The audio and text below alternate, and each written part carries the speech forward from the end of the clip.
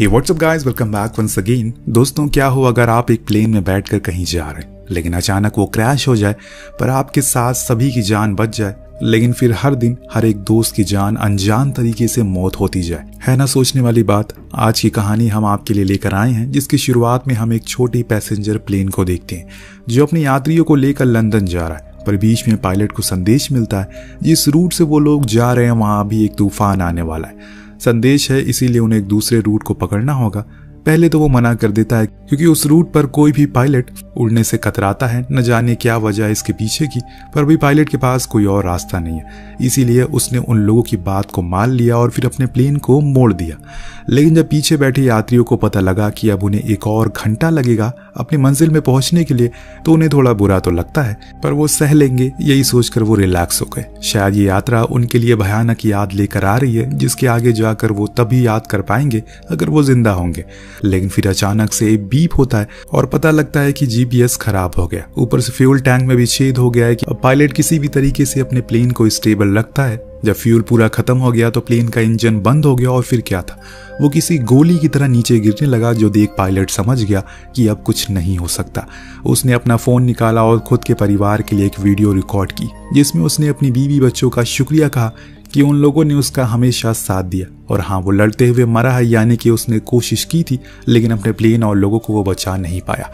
इसके कुछ ही समय बाद प्लेन पूरी तरह से अमेज़न के जंगलों में क्षतिग्रस्त हो गया, लेकिन पीछे बैठी एक एयर होस्टेस के अलावा सभी लोग जिंदा बच गए। लेकिन वो एयर होस्टेस जिसने बेल्ट नहीं लगाई थी, उसके शरीर की कई सारी हड्डियां टूट जाती हैं, जिस चीज का सबूत पैसेंजर में से एक डॉक्टर ने दिया कि ये ज्यादा देर जिंदा नहीं रह पाएगी। लेकिन उन 9 लोगों के अंदर डर का माहौल पैदा हो गया है। भले ही वो मरे नहीं, लेकिन हाँ, जिस जगह पर वो क्रैश हुए हैं वो जगह दुनिया का सबसे बड़ा घना जंगल है। ऐसे में खुद को यहाँ पर जिंदा रख पाना कितना मुश्किल है वो इन्हें आगे पता लगेगा। अगर ये 9 लोग समझदार हुए तो रेडियो और बाकी किसी चीज से मदद मांगने में सफल हो जाएंगे, वरना इसके अलावा तो अंजाम बहुत बुरा होगा। अब 2 पायलट को चेक करने के लिए कॉकपिट में ये जाते हैं, लेकिन उनकी तो छाती में लकड़ी घुस चुकी है। तो डॉक्टर ने बताया कि उसकी सांसें अभी चल रही है। इतने में बाहर से धुआं उठने लगा और एक बंदा फौरन बाहर गया। देखा, सभी को लगा कि शायद वो आग बुझा रहा होगा, लेकिन असल में वो तो अपना सामान लेने गया था। खुद की जान से ज्यादा उसका सामान कीमती था। कौन है ये लोग, कहाँ से आते हैं? उसकी इसी बेवकूफ़ी को देखते हुए एक लड़की ने फौरन आग पर काबू पाया, लेकिन सभी के अंदर एक संदेश पैदा हो गया। आखिर उस बैग में ऐसा क्या था जिसके लिए उसने अपनी जान को छोड़ पहले उसे बचाया? खैर, अभी तो इन्हें किसी भी तरह करके मदद बुलाना होगा, लेकिन किसी के भी फोन में नेटवर्क नहीं आ रहा। ऊपर से इन्हें अभी रेडियो का भी कुछ अता पता नहीं है। तो वहीं डॉक्टर और एक यात्री ने किसी भी तरह करके पायलट को सुरक्षित बाहर ला दिया। उसकी छाती में लकड़ी घुसी थी, जिसके कारण अब उसके पास समय बहुत कम है। उसे फौरन होश में लाना होगा ताकि वो इनकी मदद कर पाए या फिर कुछ इंफॉर्मेशन दे पाए जो इनके लिए कारगर हो जाए। इस बीच एक बूढ़ा कपल जो कि सभी को आश्वासन देता है कि जल्दी ही उनकी मदद के लिए कोई जरूर आएगा। इधर सभी यात्री परेशान हैं, घबराए हैं। तभी अचानक एक न्यूली मैरिड कपल को जंगल की गहराई में ऊंची झाड़ियां हिलती हुई नजर आती है, जो चीज उन्हें डराने में कोई कसर नहीं छोड़ती, क्योंकि इनमें से किसी को भी अभी कुछ आइडिया नहीं है कि वो कहाँ पर है। अब पहले तो इन्हें यूनिटी दिखानी होगी, एकता दिखानी होगी। ऐसी जगहों पर सबसे ज्यादा उपयोग में वही आता है। दूसरी चीज, हमें सबके बारे में पता रहना चाहिए, यानी कि कौन क्या करता है, उसका क्या नाम है, जो चीज हम एक दूसरे के साथ घुलने मिलने में मदद करेगी। तो इसकी शुरुआत ब्लैक गाई जैक से होती है, जो कि एक लाइफ इंश्योरेंस एजेंट है, जिसका अनुमान है कि ये दुर्घटना आपसी रंजिश के कारण हुई है। लेकिन स्पेक्स यानी कि डॉक्टर, वो साफ इनकार करता है, क्योंकि ये प्लेन अमेरिका से उड़ रहा था जहां पर ऐसी चीजें नहीं होती है। और फिलहाल हमें पायलट को होश में लाना चाहिए, क्योंकि एयर होस्टेस तो अब ज्यादा देर जिंदा नहीं रह पाएगी। वहां पास में बैठी सोफिया, जिसने बताया कि वो आए दिन ट्रैवल करती रहती है, उसका ये अंदाजा है कि ये जगह अमेज़न का जंगल हो सकता है। उसे समझदारी से काम लेना होगा। इसी दौरान उस बैग वाले आदमी ने बताया कि वो एक बॉक्सर है, वो लंदन जा रहा है अपनी लीग में हिस्सा लेने के लिए। इतने में ओल्ड लेडी आखिर में उसे पूछ लिया कि आखिर इस बैग में है क्या। तो उसने बताया कि इसमें मेरे ग्लव्स हैं, जो कि मेरे लिए अनमोल है। अब सभी थोड़ा मोड़ा एक दूसरे को जान गए थे, तो अब पहले तो उन्हें खुद के खाने और पीने के लिए इंतजाम करना होगा, क्योंकि मदद कब आएगी किसी को कुछ पता नहीं है। जैक ने कहा कि हमें सामानों को ढूंढना होगा और जो कुछ भी मतलब की चीज मिले उसे जल्दी से अपने पास रख लो। सभी काम में लग गए। इस बीच सोफिया ने बताया कि एयर होस्टेस ने अपना दम तोड़ दिया है, तो बेहतर होगा कि हम उसे साइड में रख दें। वो अनायासे में लाश की बदबू और कीड़े या फिर कोई और चीज भी आकर्षित उससे हो सकती है। लोगों को उसकी बात ठीक लगती है, इसीलिए उन्होंने ऐसा किया। और इस बीच उस ओल्ड लेडी ने भी खाने को अलग अलग हिस्सों में रखा, सभी 9 लोगों में बांट दिया। इतने में सोफिया ने बताया कि उसे सबसे ऊंची जगह दिख रही है, अगर हम लोग वहां पर जाएं तो हो सकता है कि नेटवर्क आ सके। जो सुन बॉक्सर अपना सुझाव देता है कि हाँ, ऐसे में हम जंगल में अपने खाने को भी ढूंढ सकते हैं और पानी को भी, दोनों ही वहां पर ज्यादा मात्रा में उपलब्ध है। इस बीच लगातार पायलट खांसे जा रहा है और बार बार पैसेंजर स्पेक्ट्स की ओर देख रहा है, बल्कि वो तो पहले ही बता चुका है कि ऐसे हालातों में सर्जरी करना ठीक नहीं है। लेकिन अब जब सभी उसे इतनी उम्मीदों से देख रहे हैं तो वो इस रिस्क को लेने के लिए मान जाता है, जिसके लिए उन्होंने प्लेन में मौजूद शराब और फर्स्ट एड का इस्तेमाल किया। फिर शुरू कर दी अपनी सर्जरी, वो भी किसी एनेस्थीसिया के। तो आप समझ गए होंगे कि पायलट किस दर्द से गुजर रहा होगा।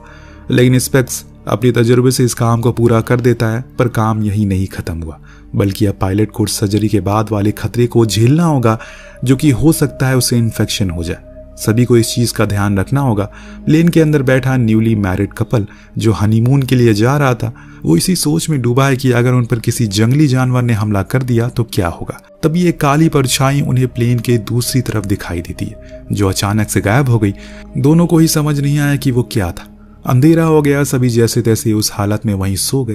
तभी एक काली परछाई आई और उसने पायलट के मुंह पर कपड़ा रख दिया, शायद उसे कोई मारना चाहता हो।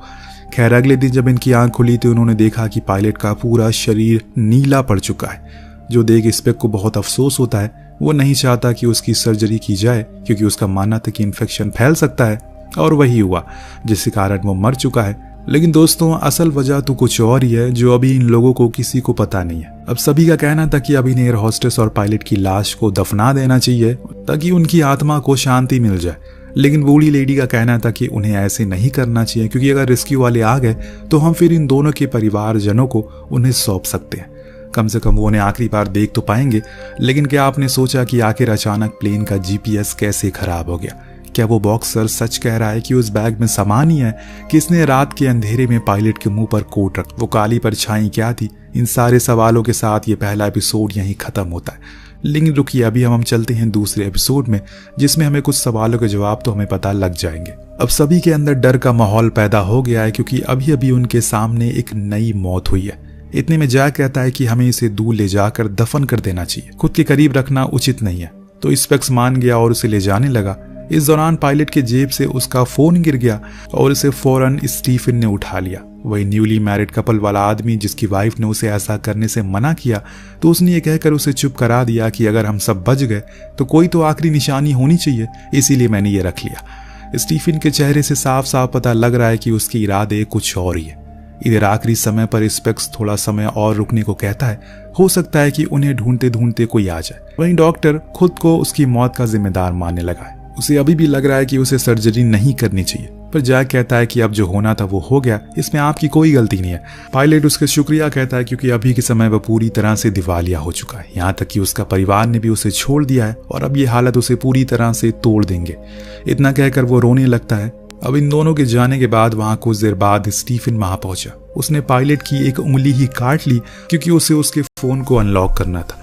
फिंगरप्रिंट की मदद से वो उसके फोन को खोल लेता है, लेकिन ज्यादा कुछ उसे उसमें मिलता नहीं है। तभी उसकी नजर एक सॉफ्टवेयर पर पड़ी, जिसे इस कोड की मदद से खोला जा सकता था। इतने में हम किसी और इंसान को उसे ये सब करते हुए देखते हैं, जो चीज स्टीफन भी नोटिस कर लेता है, लेकिन ज्यादा कुछ ध्यान नहीं देता।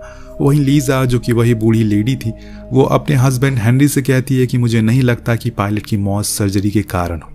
दरअसल मैंने कुछ दिन पहले हॉस्पिटल में एक दम घुटने से मृत्यु आदमी को देखा था। सेम वैसे ही पायलट की हालत थी, जो सुन हेनरी भी शॉक हो जाता है कि ऐसा आखिर कर कौन सकता है। तभी इन्हें महसूस होता है कि शायद उनकी बातों को कोई सुन रहा है, इसीलिए वो चुप हो जाते हैं। सभी अपने अपने कामों में लग जाते हैं। अब समय देखकर सोफिया एनी के पास गई, जिसमें उसे पता चला कि वो एक मिलियनर की बेटी है और स्टीफन उनके घर में एक ड्राइवर था। जाने अनजाने में दोनों एक दूसरे से प्यार हो गया और इसीलिए वो घर छोड़कर भाग रही है। अब उसकी इस हरकत को सुनकर सोफिया को खूब तेज हंसी आती है, पर वो हंसती नहीं, क्योंकि एनी से बड़ी बेवकूफ लड़की उसने कभी देखी नहीं। अब वहाँ स्टीफन अभी भी कोशिश में लगा हुआ है किसी भी तरह करके उस सॉफ्टवेयर को खोल ले, लेकिन ऐसा मुमकिन हो नहीं पा रहा है। बॉक्सर को खोजबीन के दौरान एक रेडियो डेटोमीटर मिलता है, जो कि अभी चालू है, पर एंटीना खराब होने के कारण वो किसी को संदेश नहीं भेज सकते। इसीलिए उन्हें ऊपर चोटी पर जाना होगा, जिसमें हम एक दिन जिसमें हमें एक दिन लग सकता है। इसीलिए आज हम थोड़ा सा आराम करते हैं और फिर खाने और पीने की तलाश में आगे बढ़ते हैं, क्योंकि अब हमारे पास सिर्फ एक ही बॉटल पानी बचा हुआ है। सभी उसकी बात से राजी थे, इसीलिए वो आराम करने चले गए। पर यहाँ एनी जब आराम कर रही थी तो उसे जंगल की झाड़ियों में एक इंसानी शक्ल दिखी जो बेहद ही अजीब थी। पर दूसरी बारी देखने पर वो गायब हो गई। उसे लगा कि शायद ये उसका वहम होगा, लेकिन कुछ अजीब सी चीज हेनरी के साथ भी हुई। दरअसल उसे दिल की बीमारी है, जिसके लिए वो हर दिन एक गोली खाता है। अगर एक